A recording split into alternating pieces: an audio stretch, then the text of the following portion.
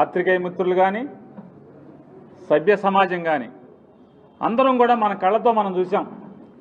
ఇదేమీ విడుదల రజనీ గారో లేదా పేరుని నానినో లేదా అప్పిరెడ్డి గారో అల్లిన కథ కాదు. ఇది కళ్ళకి కట్టినట్టుగా అందరం కూడా ఆ వీడియోలు చూసాం.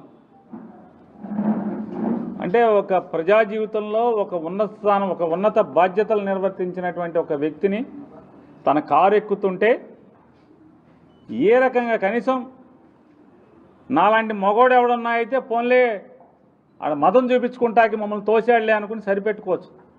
కానీ సభ్యత సంస్కారం మర్చిపోయి, చట్టం మర్చిపోయి ఒక మహిళ పట్ల ఏ రకంగా దురుసుగా